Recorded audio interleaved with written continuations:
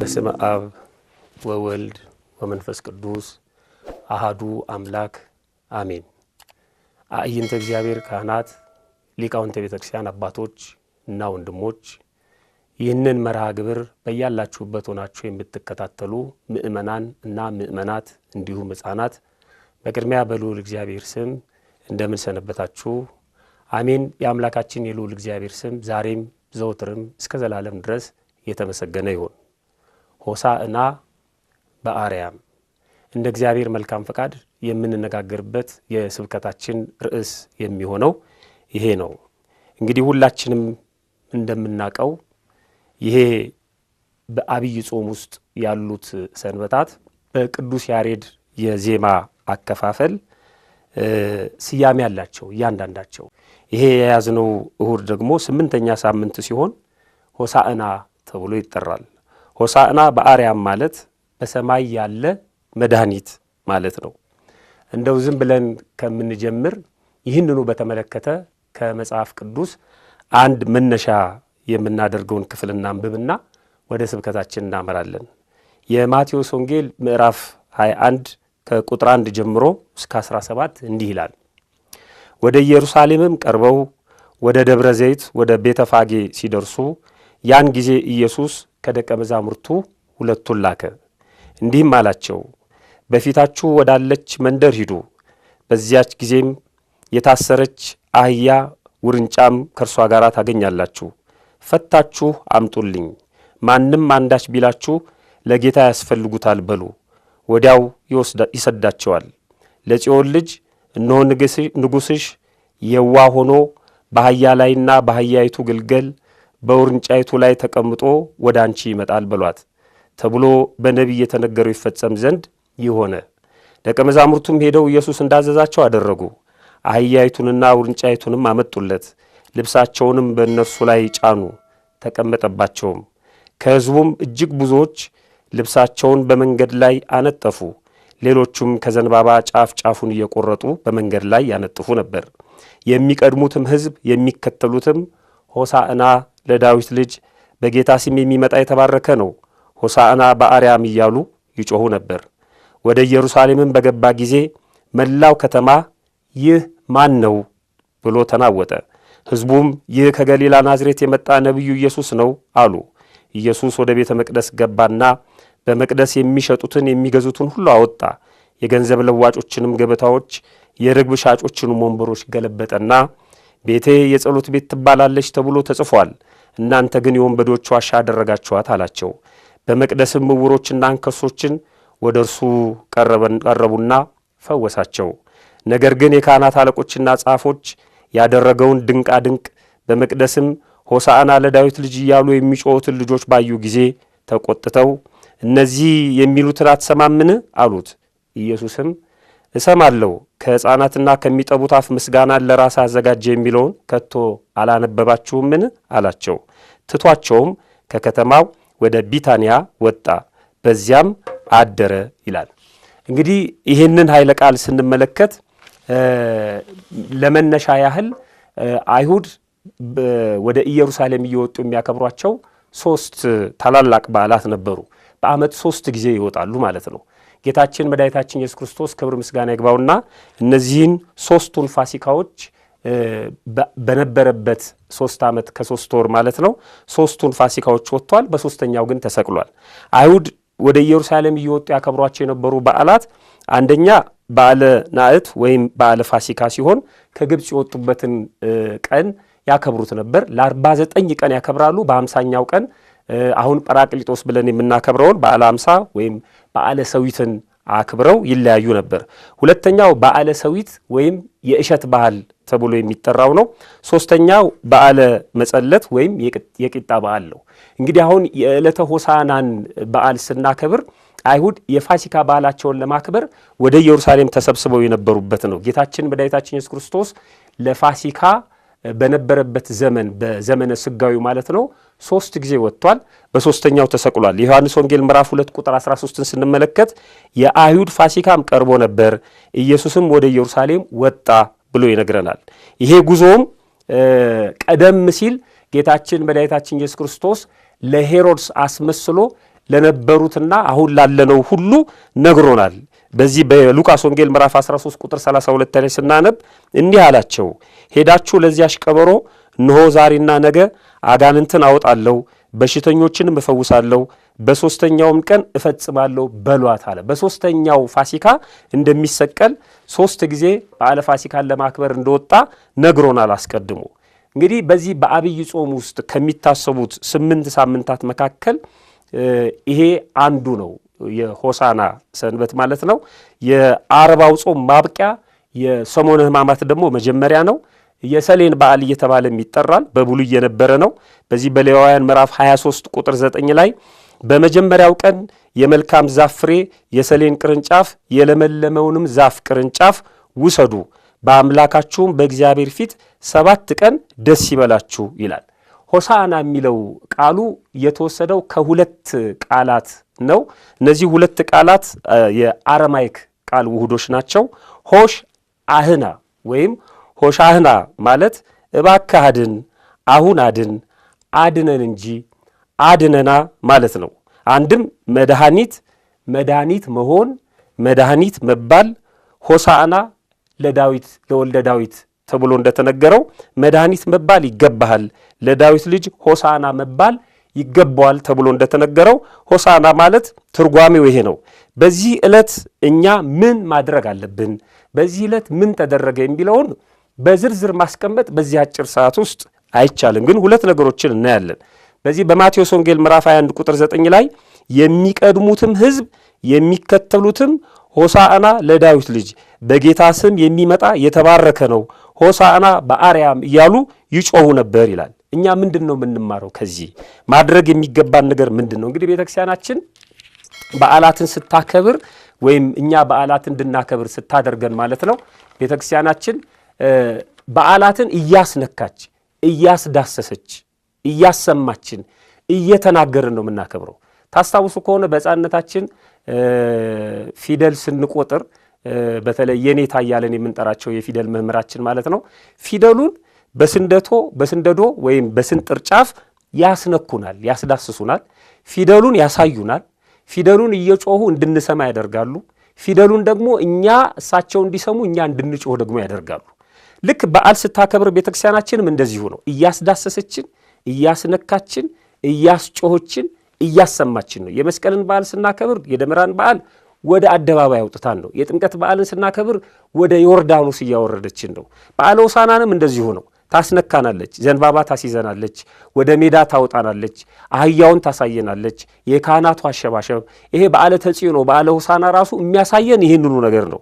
ጌታችን ወደ ቤተ መቅደስ በግልጥ ገብቷል፣ በዚህ ዕለት ማለት ነው።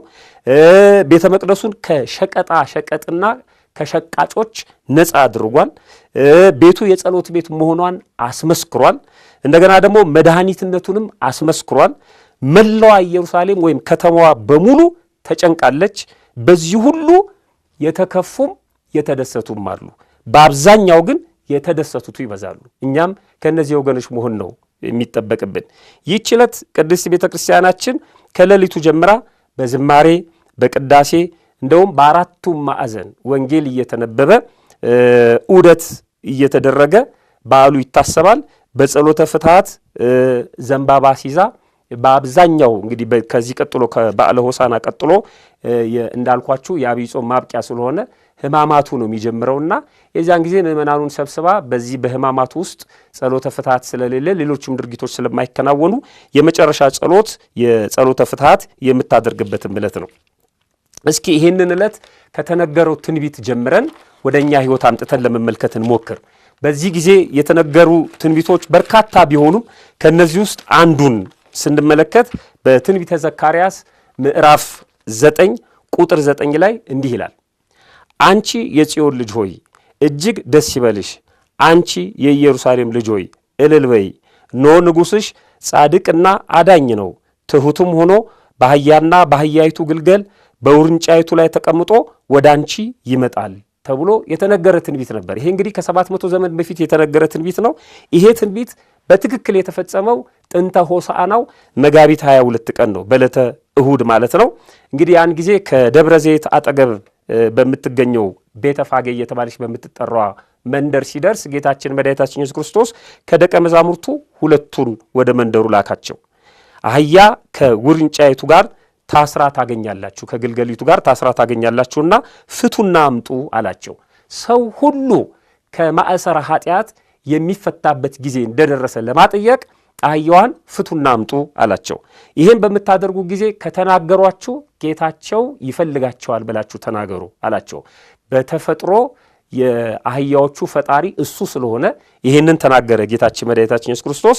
ከዛ በኋላ አህዮቹን አመጡላቸው፣ ልብሳቸውን አነጠፉ፣ የዘንባባ ዝንጣፌ እየጣሉ ልብሳቸውን እየጎዘጎዙ ሆሳና በአርያም እያሉ አጅበውት በግልጥ ወደ ቤተ መቅደስ ገባ።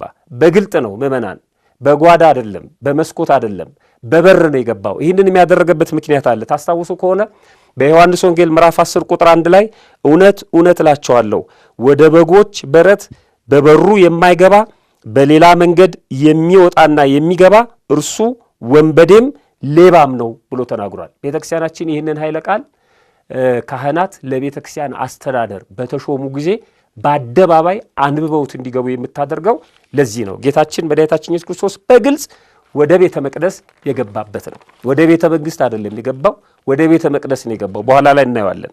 አገባቡም ከኢየሩሳሌም እስከ ቤተ መቅደስ 14 ምዕራፍ ነው። 14ቱን በእግሩ ሄዶ 2ቱን በእናቲቱ አህያ ላይ ወደ ቤተ መቅደሱ ገብቷል። በአህያይቱ ግልገል በውርንጫይቱ ደግሞ 3 ጊዜ ቤተ መቅደሱን ዞሯል። እንግዲህ ወደ ዋናው ነጥብ ስንሄድ ጌታችን መድኃኒታችን ኢየሱስ ክርስቶስ ይህንን ያደረገው ለምንድን ነው? ለሁለት ዋና ዋና ጉዳይ ነው። የመጀመሪያው የተነገረ ምሳሌ ነበር። ያንን ምሳሌውን አማናዊ ለማድረግ ነው። ሁለተኛው የተነገረ ትንቢት ነበር። የተነገረው ትንቢት ይፈጸም ዘንድ ነው። ለምሳሌ በተለመደው ምሳሌ ለማስተማር ቀድሞ ነቢያቱ ዘመነ ጸብ ወይም ሁከት የሆነ እንደሆነ ወደፊት የሚሆነው ዘመን የጸብ የሁከት የብጥብጥ ከሆነ በፈረስ ይቀመጡና ዘገር ነጥቀው መቋሚያ ነው ጫፉ ላይ ጦር የተሰካበት ማለት ነው ጥቁር ለብሰው ይታያሉ። ያን ጊዜ እስራኤላውያን ከፊት ያለው ዘመን ክፉ መሆኑን ያውቃሉ ማለት ነው። ዘመኑ ደግሞ የሰላም እንደሆነ ወደፊት የሚያጋጥመው ዘመን የሰላም ዘመን ከሆነ ደግሞ በአህያ ተቀምጠው ነጭ መነሳንስ ነጭ ጭራ ይዘው ነጭ ለብሰው ይታያሉ። ጌታችን መድኃኒታችን ኢየሱስ ክርስቶስም ከዚህ በኋላ ዘመኑ ዘመነ ድህነት ስለሆነ ተሰቅሎ የሚያድነን ወቅት ነፃ የሚያወጣን ወቅት እንደተቃረበ ለማጠየቅ በለመዱት ልማድ በአህያ ተቀምጦ ታይቷቸዋል። ምስጢሩ ምንድነው ስንል በአህያ የተቀመጠ ሁላችንም እንደምናውቀው ማለት ነው አሳዶ አይዝም ሸሽቶም አያመልጥም። ጌታችን መድኃኒታችን ኢየሱስ ክርስቶስ በአህያ የተቀመጠበት ምስጢር ሸሽቶ እንደማያመልጥ በአህያ የተቀመጠ ሸሽቶ እንደማያመልጥ ከፈለጋችሁኝ አታጡኝም የቅርብ አምላክ ነኝ ሲላቸው ነው። በአህያ የተቀመጠ ደግሞ አሳዶ መያዝ እንደማይችል እናንተ ካልፈለጋችሁኝ ወደ እናንተ አልቀርብም፣ ከሻችሁ ከፈለጋችሁ ግን አጠገባችሁ ነኝ፣ ካልፈለጋችሁኝ ግን አልገኝም ሲል ነው። ይህንን በትንቢተ ኤርምያስ ምዕራፍ 23 ቁጥር 23 ላይ ስናነብ እኔ የቅርብ አምላክ ነኝ እንጂ የሩቅ አምላክ አይደለሁም ይላል። ጌታችን መድኃኒታችን ኢየሱስ ክርስቶስ ፈቃደኛ ባልሆነ ልብ ውስጥ አድሮ ስራ አይሰራም። አህያ የተናቀሽ ናት። እንግዲህ የእኛን ስጋ ነው የለበሰው። ደካሞች ነን፣ የተናቅነን፣ የእኛን የደካሞቹን ስጋ መልበሱን ነው። በተናቁት ላይ አድሬ እኖርባቸዋለሁ ሲል በአህያ ላይ ተቀምጦ ታይቷል። ፈታችሁ አምጡልኝ ያላቸው ከኃጢአት ማሰሪያ የመፈታታችን ጊዜ መድረሱን ለማጠየቅ ነው። በወቅቱ የነበሩ ሰዎች ልብሳቸውን አነጠፉለት፣ የዘንባባ ዝንጣፊ እየያዙ ሆሳና በአርያም እያሉ ተቀበሉት። እንኳን ላንተ ለጌታችን ለመድኃኒታችን ለፈጣሪያችን ቀርቶ ለተቀመጥክባት አህያም ክብር ይገባታል ሲሉ ዛሬ ምእመናን ታቦት ያከበሩ ካህናት የሚያልፉበትን መንገድ ጉዝጓዝ ጎዝጉዘው ምንጣፍ አንጥፈው እንደሚቀበሉ ለካህኑ አይደለም እያነጠፍን ያለ ነው። ቢሆንም ችግር የለውም፣ ግን ካህኑ ያከበረው ታቦት ነው። ይሄ እንግዲህ ጌታችን መድኃኒታችን ኢየሱስ ክርስቶስን እንዲህ አድርገው አክብሮታል። ወደ ቤተ መቅደስ ገብቷል። የዘንባባ ዝንጣፊ የያዙት ለምንድን ነው? ሌላ ነገር ያልያዙበት ምክንያት ምንድን ነው? እንግዲህ እስራኤል ቀደም ሲል ልማዳቸው ነበር። እግዚአብሔርን ሲያመሰግኑ የዘንባባ ዝንጣፊ ይዘው ያመሰግኑ ነበር።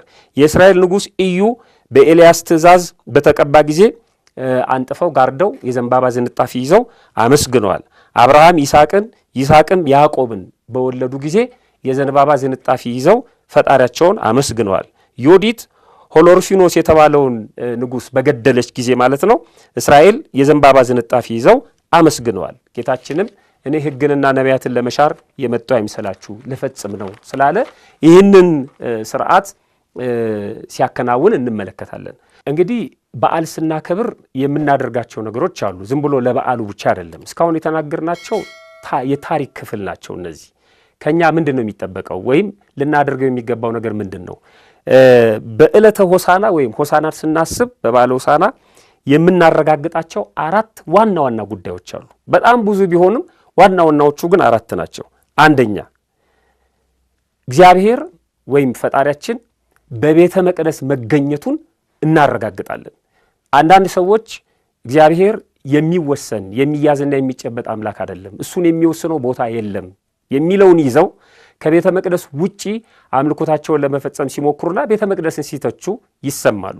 እግዚአብሔር ወደ ቤተ መቅደስ የገባው በቤተ መቅደስ መገኘቱን ሊነግረን ነው። ወደ ቤተ መንግስት መግባት ይችል ነበር፣ ግን ወደ ቤተ መቅደስ ነው የገባው።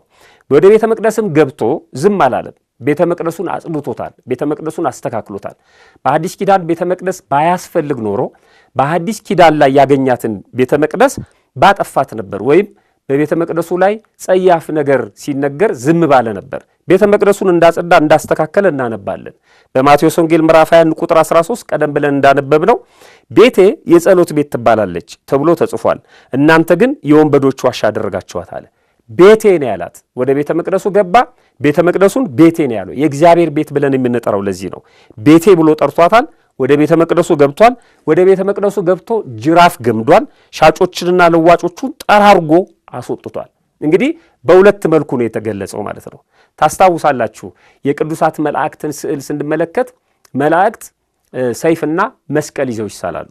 ሰይፍና መስቀል ይዘው የሚሳሉት በሁለት መንገድ እንደሚላኩ ለማጠየቅ ነው። ለምህረትም ለመቅሰፍትም ይላካሉ ማለት ነው። ጌታችን መድኃኒታችን ኢየሱስ ክርስቶስ በዕለተ ሆሳዕና ሁለቱን ባህሪውን ገልጿል። አንደኛ ቸርነቱን፣ ርኅራኄውን፣ ምህረቱን ገልጾልናል። ሁለተኛ ኃያልነቱን፣ በቁጣም ደግሞ እግዚአብሔር እንደሚቀጣን እንደሚቆጣም ገልጾልናል። ቸርነቱን፣ ርኅራኄውን በአህያ ላይ ተቀምጦ አሳይቶናል። እንደገና ደግሞ ኃያልነቱን፣ ቁጣውን ደግሞ ጅራፍ ገምዶ ቤቱን ሲያጸዳ አሳይቶናል። ስለዚህ ወደ ቤተ መቅደስ የገባበትን ዕለት ስናስብ እግዚአብሔር በቤተ መቅደስ መገኘቱን ማረጋገጣችንና በቤተ መቅደስ ደግሞ እንዴት ሆነን መኖር እንዳለብን የትኛውን መሻት እንዳለብንም ማሰብ እንዳለብን ይነግረናል ማለት ነው። ሁለተኛው በዓለ ሆሳዕናን ስናስብ የምስጋና ባለቤት መሆኑን ነግሮናል። ምስጋና የሚገባው የባህሪ አምላክ መሆኑን፣ ምስጋና የባህሪው መሆኑን ነግሮናል። ምስጋና የባህሪው ነው። ከሕፃናትና ከሚጠቡ ልጆች አፍ ምስጋናን አዘጋጀ። መዝሙር 8 ቁጥር 2 ላይ እንደተጻፈው ማለት ነው። ሁለቱ ደቂቅና ሕፃናት የ40ና የ80 ቀን ሕፃናት ሳይቀሩ ከ1 ዓመት ተኩል እስከ 2 ዓመት ያሉ ሕፃናት ሳይቀሩ ጡታቸውን የእናቶቻቸውን ጡት እየተዉ እየዘለሉ ሆሳዕና በአርያም መድኃኒት መባል ይገባሃል፣ በአርያም ያለህ መድኃኒታችን አንተ ነህ ብለው የምስጋና ባለቤት መሆኑን አረጋግጠው መስክረውለታል። ሆሳዕና በአርያም፣ ሆሳዕና ለዳዊት ልጅ እያሉ የሚጮሁትን ልጆች ባዩ ጊዜ ተቆጥተዋቸው እነዚህ የሚሉትን አትሰማምን ብለው ነበር በወቅቱ የነበሩ ሰዎች ማለት ነው። ጌታችን መድኃኒታችን ኢየሱስ ክርስቶስም አዎ ሰማቸዋለሁ፣ ይገባኛል፣ አይገባም ስለዚህ አስቁማቸው ነበር ያሉት እነሱ። ይገባኛል የባህሪው ስለሆነ ማለት ነው። እሰማለሁ ከሕፃናትና ከሚጠቡት አፍ ምስጋናን ለራስ አዘጋጀ የሚለውን ቃል ከቶ አላነበባችሁምን አላቸው። የማቴዎስ ወንጌል ምዕራፍ 21 ቁጥር 15 እስከ 16። ስለዚህ ምስጋና የባህሪው መሆኑን አረጋግጠን ማመስገን አለብን። አማራሪዎች ብቻ መሆን የለብንም። እግዚአብሔርን በሰጠን ባልሰጠንም ነገር ሁሉ ልናመሰግነው ይገባል። የምስጋና ባለቤት መሆኑን ያረጋገጠበት ዕለት ነው። ሶስተኛ ከሱ ሌላ ጌታችን መድኃኒታችን ኢየሱስ ክርስቶስ ከሱ ሌላ መድኃኒት አለመኖሩንም ያረጋገጥንበት ዕለት ነው። በስጋም በነፍስም ከክርስቶስ በስተቀር ሌላ መድኃኒት የለም። ሁለት ጥቅሶችን ልስጣችሁ። አንድ በሐዲስ ኪዳን፣ አንድ ደግሞ በብሉይ ኪዳን። በብሉይ ኪዳን እንዲህ የሚል ቃል አለ።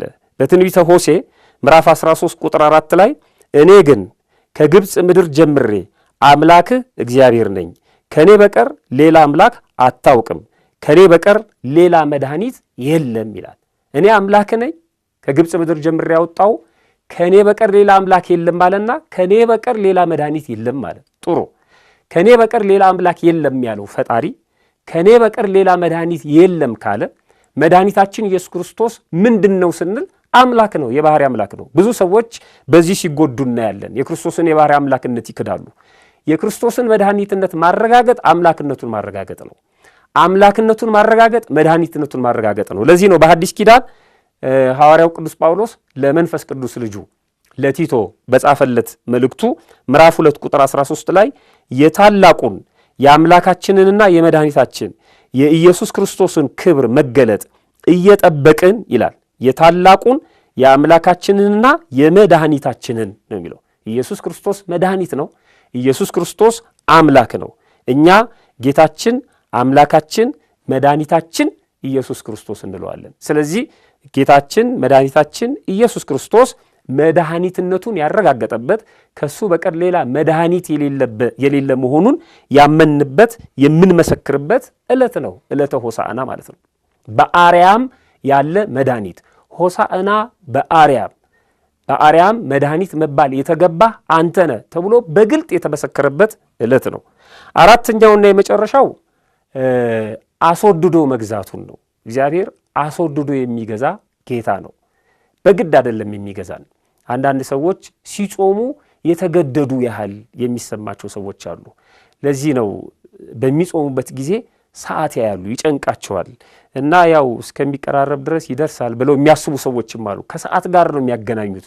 ሲያስቀድሱ ይጨንቃቸዋል፣ ጾም ሲገባ ይጨንቃቸዋል፣ ሲጸልዩ ይጨንቃቸዋል። ጸሎት እየጸለዩ የሚቀራቸውን የገጽ ብዛት ያውና የሚሉ ሰዎች አሉ። ተጨንቀው ተጠበው የሚያመልኩ ሰዎች አሉ እና የቤተ መቅደሱ አገልጋይ የሆኑ ሰዎችም አንዳንድ ጊዜ አግኝተን ስናናግራቸው ምሬት ነው የሚያሰሙት። እንዴት ነው አገልግሎት ሰላም ነው ስንላቸው ምን ጩኸት ነው፣ ያው የተለመደ ጩኸት ነው፣ አሁንስ ልንሞት ነው በጩኸት የሚሉ ሰዎች አሉ። ያሳዝናል። እግዚአብሔርን እየተጨነቅን እየተገደድን አይደለም የምናገለግለው፣ ወደን ፈቅደን ነው። ደግሞ አገልግሎታችን የሚቀበለው እሱ ሲወድና ሲፈቅድ ነው። በበዓለ ሆሳዕና ያየነው ይሄንን ነው፣ አስወድዶ መግዛቱ። ልብ አድርጉ፣ ሁለት አይነት ሰዎች ነበሩ። አንደኛዎቹ የሚያመሰግኑ ነበሩ፣ ሌላኛዎቹ ደግሞ ምስጋናውን የሚከለክሉ ሰዎች ነበሩ። አይሁድ ስላላመሰገኑት አልቀሰፋቸውም፣ ምድር ተሰንጥቃ እንድትውጣቸው አላደረገም። ስላላመሰገኑትም ለምንድን ነው ያላመሰገናችሁኝ ብሎ ከነሱ ጋር ሌላ ነገር ውስጥ አልገባም። እንደገና ደግሞ ሕዝቡም እንዲያመሰግኑት ቅስቀሳ አላደረገም። ድንገት ነው የገባው። ድንገት ሲገባ ነው እያዩት ሆሳዕና በአርያም እያሉ የተከተሉት። የእናቶቻቸውን ጡት እየተዉ ሕፃናት እስኪያመሰግኑት ድረስ። ለዚህ ምስጋና የተደረገ ቅስቀሳ የለም። ለዚህ ምስጋና የተደረገ ማባበያ የለም። ለዚህ ምስጋና የተደረገ የማታለያ ወይም የስጦታ ነገር የለም። ሲያመሰግኑትም በፈቃዳቸው ነው። ያላመሰገኑትንም ደግሞ እግዚአብሔር እንዲያመሰግኑት ሲያስጨንቃቸው አላየንም። እግዚአብሔር ፈቃደኛ ባልሆነ ልብ ውስጥ አድሮ ስራ ይሰራል። ለዚህ ነው ተፈቀዱነት ይሄው መዳን ትወዳለህን ብሎ የጠየቀው መጻጉዕን። ለዚህ ነው እያስፈቀደን እያስወደደን። ስለዚህ ስንጾም ደስ እያለን፣ ስንጸልይ ደስ እያለን፣ ስናገለግልም ደስ እያለን መሆን አለበት። ሁሉም ማንም ሳያዘውና ሳያስገድደው በነቂስ ወጣ። ጨርቁን የሚለብሰውን ልብስ ጎዘጎዘ፣ አነጠፈ፣ የዘንባባ ዝንጣፊ ያዘ፣ ሆሳዕና በአርያም እያለ ጮኸ። ልዑካኑ ከቤተልሔም ወደ ቤተ መቅደስ ሲገቡ ለዚህ ነው ምዕመናን እያነጠፉ አሁን ዛሬም ድረስ ማለት ነው እያነጠፉ ልዑካኑን ወደ ቤተ መቅደስ የሚሸኙት ማለት ነው። ሕፃናት የእናቶቻቸውን ጡት እየተዉ እየዘለሉ አመሰገኑ። በሕፃናት ልብ ወዳጆቹ ቅዱሳን ማለት ነው በሕፃናት ጡት የተመሰለውን ሀብታቸውን፣ ጊዜያቸውን፣ ጉልበታቸውን፣ ክብራቸውን፣ ስልጣናቸውን እየተዉ ማለት ነው እግዚአብሔርን አመስግነውታል። ለዚህ ነው ቅዱስ ጳውሎስ በዕብራውያን መልእክቱ ምዕራፍ 11 ቁጥር 37 ላይ በድንጋይ ተወግረው ሞቱ፣ ተፈተኑ፣ በመጋዝ ተሰነጠቁ፣ በሰይፍ ተገድለው ሞቱ፣ ሁሉን እያጡ መከራ እየተቀበሉ እየተጨነቁ የበግና የፍየል ሌጦ ለብሰው ዞሩ። ዓለም አልተገባቸውምና በምድረ በዳና በተራራ በዋሻና በምድር ጉድጓድ ተቅበዘበዙ። ሁሉን እያጡ በፈቃዳቸው ተከተሉት ማለት ነው። እንግዲህ በዓለ ሆሳዕናን ስናስብ ለማጠቃለል ያህል እነዚህን አራት ነገሮች ዋና ዋና ጉዳዮች መሆናቸውን አስበን እናከብራለን። በዓላትን ስናከብር ዝም ብለን በልምድ ብቻ እንዳናከብርም ቤተክርስቲያናችን ሁልጊዜ ተነግረናለች። ቤተ መቅደሱን እናክብር፣ እግዚአብሔር ተገኝቶባታል፣ አድሮባታል። በዓለ ሆሳዕናን ስናስብ ሁልጊዜም አመስጋኝ እንሁን፣ አናማር። እንደ ፋብሪካ ሰራተኛ በፈረቃ አይደለም እግዚአብሔር ማመስገን ያለብን። ሁልጊዜ ባርኮ ለእግዚአብሔር በኩሉ ጊዜ ወዘልፈ ስብሐቲሁ ውስተ አፉየ። እግዚአብሔርን ሁልጊዜ አመሰግነዋለሁ። ምስጋናው ዘወትር በአንደበቴ ነው ብሎ ቅዱስ ዳዊት እንደተናገረ ማለት ነው። መድኃኒትነቱን እንመን፣ ያድነናል።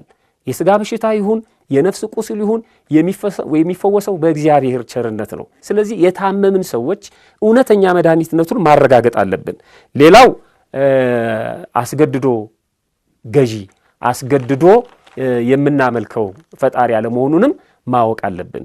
በፈቃዳችን በፈቃዱ እንዲመረን እግዚአብሔርን ማገልገል አለብን። ፈጣሪያችን በቸርነቱ ሰምቶ ከመጥፋት ያድነን። መልካም የሕማማት ሳምንት